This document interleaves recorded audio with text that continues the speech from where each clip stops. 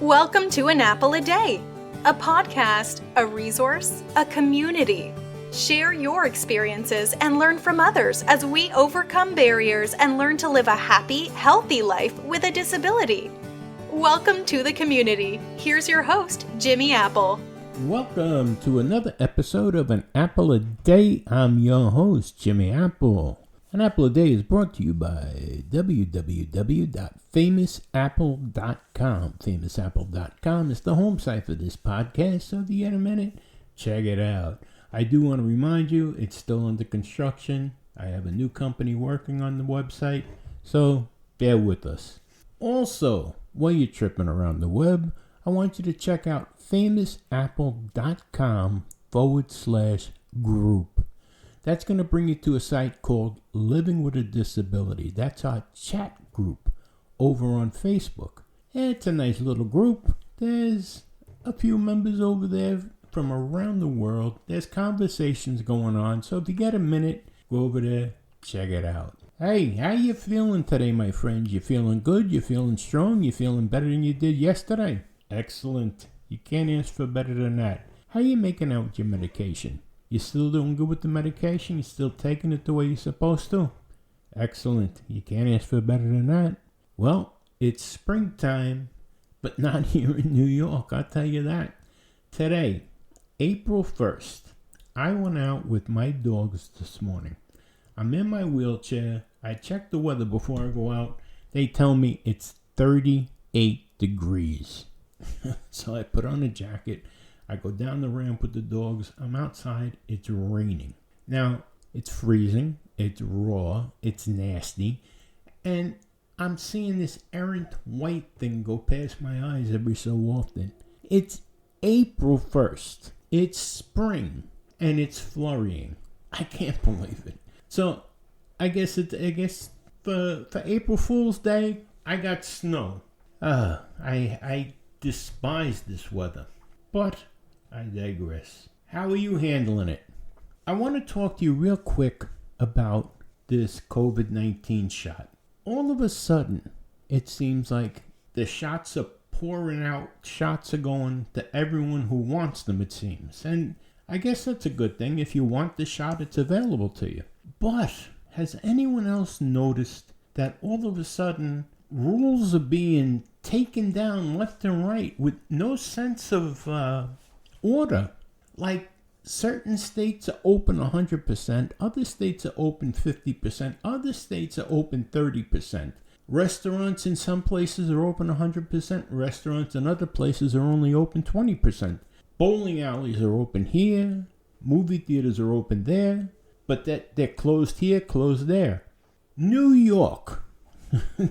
This drives me crazy. This morning, I heard that no longer do you have to quarantine for 2 weeks when you come from out of state into New York. Yesterday, you had to quarantine for 2 weeks. But now, today, you don't have to quarantine anymore. What changed overnight? And, well, maybe because now all of a sudden, Governor Cuomo, maybe because he's in so much trouble, he passed the law okaying recreational use of pot.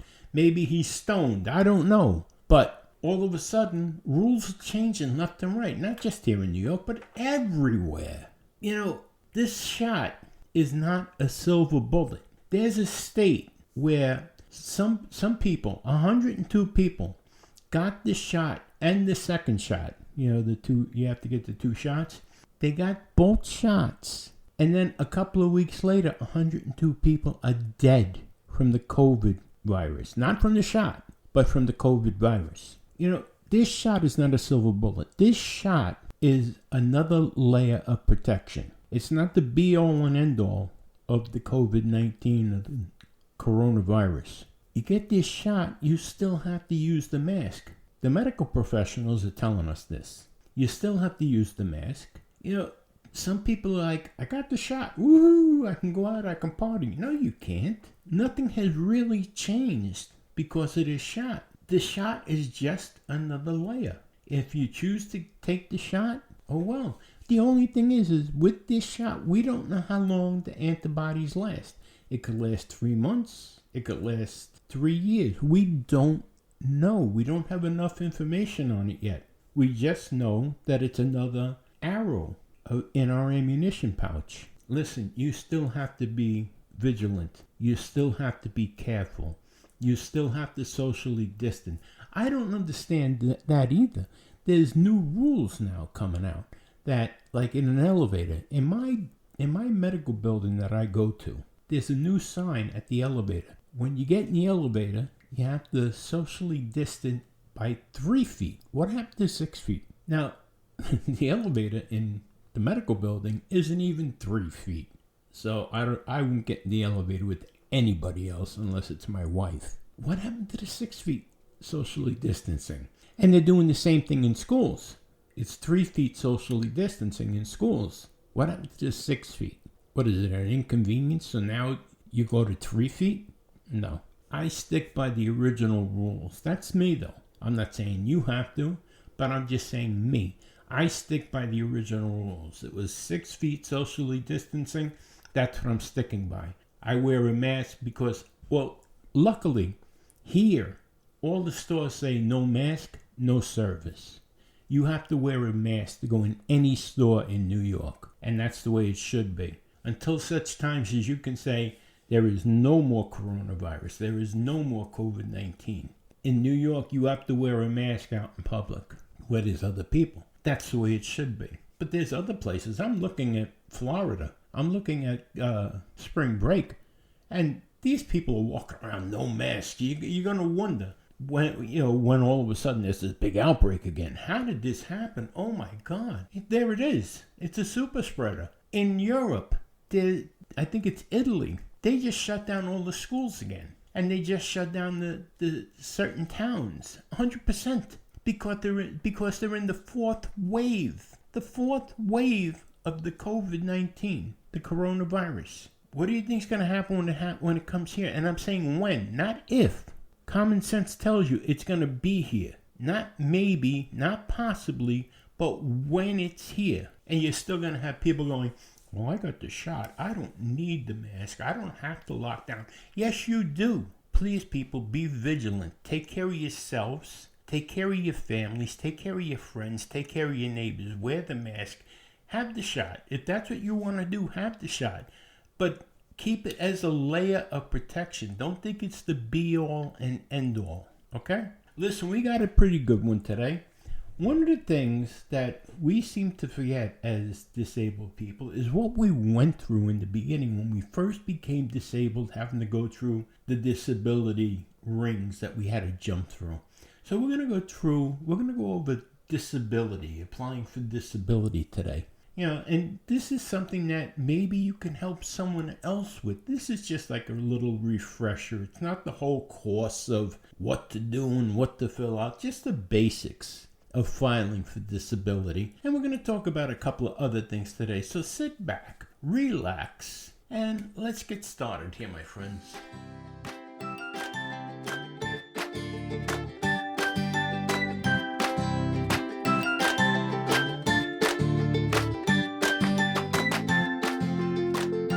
One of the most overwhelming things that you're going to come across if you became disabled is navigating the disability program. I know years ago, for me, before the convenience of computers, I had to navigate the disability program, and it was the most frightening thing that I ever had to do. Because back then, everything was done with pen and paper. And to fill out a disability application was a small book. Believe me when I tell you it was. And anyone that had to do it back then, they'll tell you the same thing. It was a small book. It wasn't like it is now. I mean, it still can be confusing to fill out the papers for disability. But back then it was a big envelope that came to your house, and you had to fill this thing out. It was worse than doing your taxes. Believe me when I tell you. But now you do it on a computer, and it's a lot easier. It's still confusing, but it's a lot easier than what it used to be. So it's getting better. But what I want to do is give you like a little refresher course for those of us who had to go through it already. But this is like an introduction for those of us who have to go through it now for the first time. And believe me, even though it's easier for those of us who have been through it before, it's still confusing for people going through it for the first time. So I just want to help you to kind of jump into it, I guess. So everything I'm going to tell you today can be found on the web at www.ssa.gov/benefits/disability. That's where I got all this information from. I just want to share it with you like kind of an introduction. And this way it gives you an idea of where to go and you can start looking at it. So here we go. Let's just jump into it here. It says disability benefits. The Social Security and Supplemental Security Income disability programs provide assistance to people with disabilities. This is going to provide detailed information about disability benefits and can help you understand what to expect from Social Security during the disability process. Before you apply, take some time to review the basics and understand the process and gather the information and documents you'll need to complete an application. This was never explained to me in the beginning. Believe me. All right, the basics about disability benefits. Social Security Insurance, SSD, program pays benefits to you and certain family members if you are insured, meaning that you worked long enough and recently enough and paid Social Security taxes on your earnings. The Supplemental Security Income, or SSI program, pays benefits to disabled adults and children who have limited income and resources. While Social Security and Supplemental Security Income disability programs are different, the medical requirements are the same. If you meet the non-medical requirement criteria, monthly benefits are paid. If you have a medical condition that is expected to last at least 1 year or result in your death. The disability application process. Disability benefits application process follows these general steps whether you apply online, by phone, or in person. You gather the information and documentation you need to apply. They recommend you print out and review the Adult Disability Checklist, which can be found at www.ssa.gov/benefits/disability. It'll help you gather the information you need to complete the application. You complete and submit your application. They'll review your application to make sure you meet the basic requirements for disability benefits. They check whether you worked enough years to qualify. They evaluate any current work activities. They process your application and forward your case to the Disability Determination Services office in your state. The state agency completes the disability determination decision for them. To learn more about who decides if you're disabled, read the publication Disability Benefits. Once you've applied, once they receive your application, they'll review it and contact you if they have any questions. They might request additional documentation from you before they can process your application.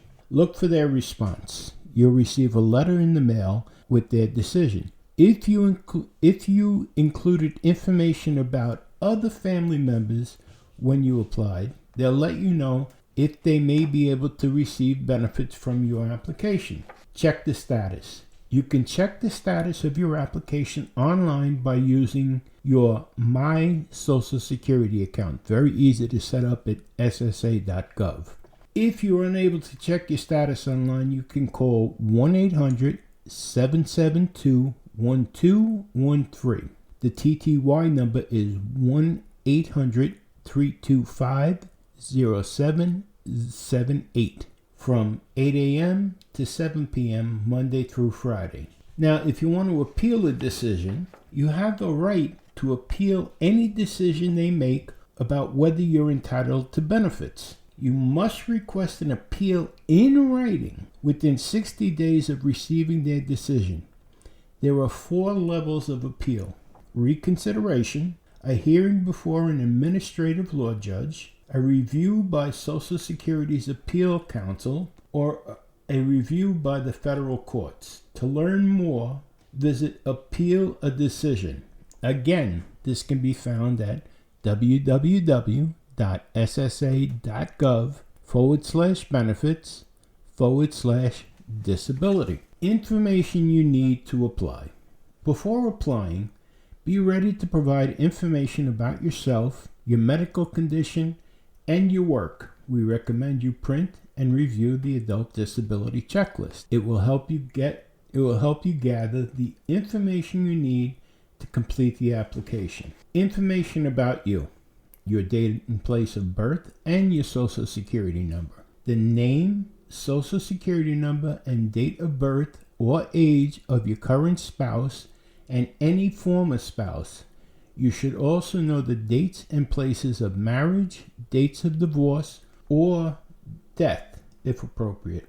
Names and dates of birth of your minor children, your bank or other financial institutions, routing, transit numbers, and account numbers. Information about your medical condition: name, address, and phone number of someone who they can contact who knows about your medical conditions and can help with your application. Detailed information about your medical illnesses, injuries, or conditions.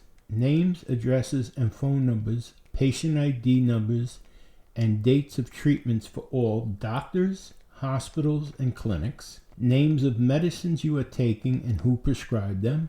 Names and dates of medical tests you have had and who sent you for them.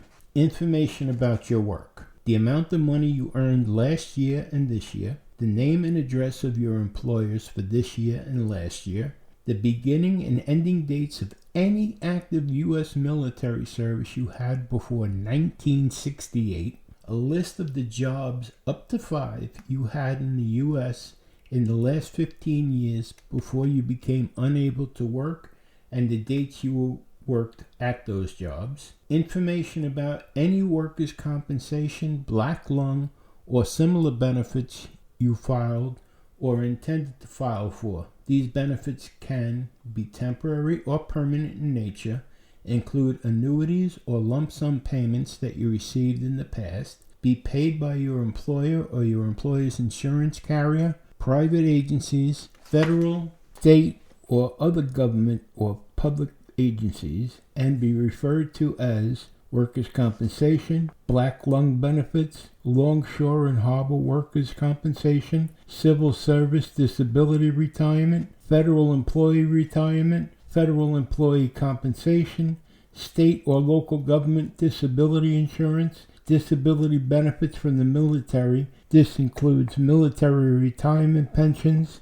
based on disability but not Veterans Administration VA benefit.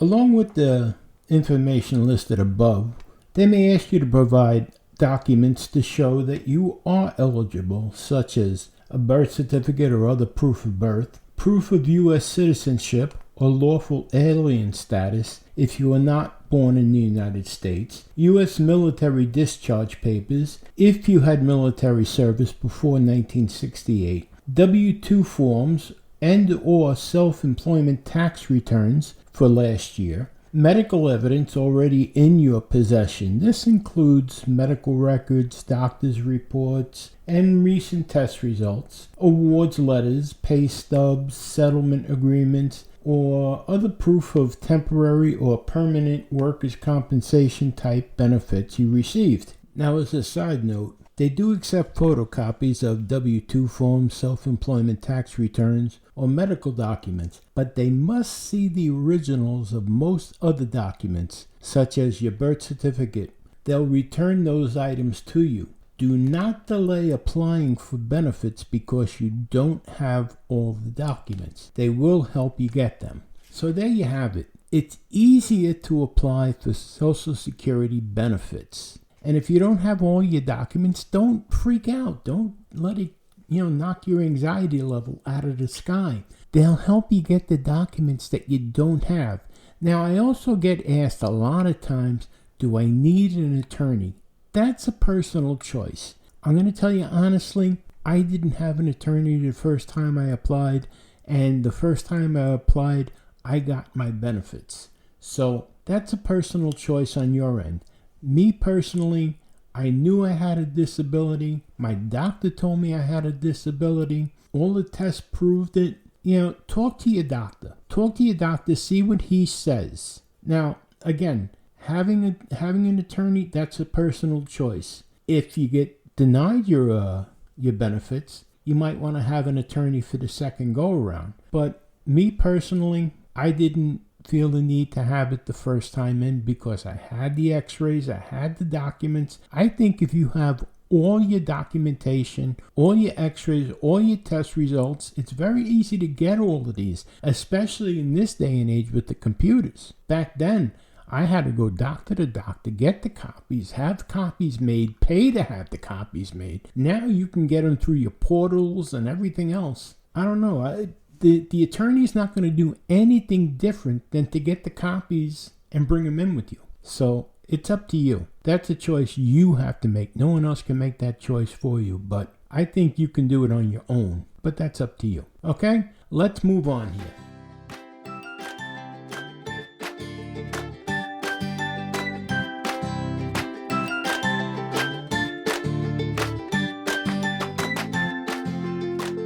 I just want to make things clear here to a lot of people. Some people look at people who receive disability as if we're living on vacation, that this is a paid vacation. It's far from a paid vacation. I want to make that clear. We live on a modest income, a very modest income. I know people, myself included, were making a lot more money than what we make on disability payments. And I thank God every day for disability simply because it helps me pay my bills. It helps me to take care of my family. I can't go back to work because of physical disabilities, and it kills me. And I'd be willing to switch with anybody out there that thinks for some reason that I or anyone else is living a dream by being home and collecting disability. You know what it's like to go to the doctor every other day? Do you know what it's like not to be able to go out and pick up our kids or play ball with your kids or do things that other people take for granted? Believe me, disability is no picnic. And anyone that's on disability legitimately will tell you disability is no picnic. And to get those looks from people sometimes, it's just not fair. And instead of people looking at us with disdain or looking at us like somehow we're beating the system, how about looking at us and saying, thank God we're not in the same position you are? That would be nice once in a while. Or, we hope you feel better. That would be nice once in a while. I hear from people still today that, if I were you, what I'd be doing. What would you be doing? What would you be doing? Maybe you look at it as if, I don't know, like you're looking at it as if you're an able-bodied person saying, well, you're home. And if I was you and I was home, this is what I'd be doing. But if you were me, if you were in my position or someone else's position that's home because they have a disability, you wouldn't be able to do the things that you think you can do. Just remember, the grass always looks greener on the other side. Now, all of this said, remember this, my friends. Just because you have a disability doesn't make you less of a person. That just makes you a person with a disability. That's all. Don't let anyone define you by your disability. Don't define yourself by a disability. You're just another person who happens to have a disability. That's all. Let's move on here.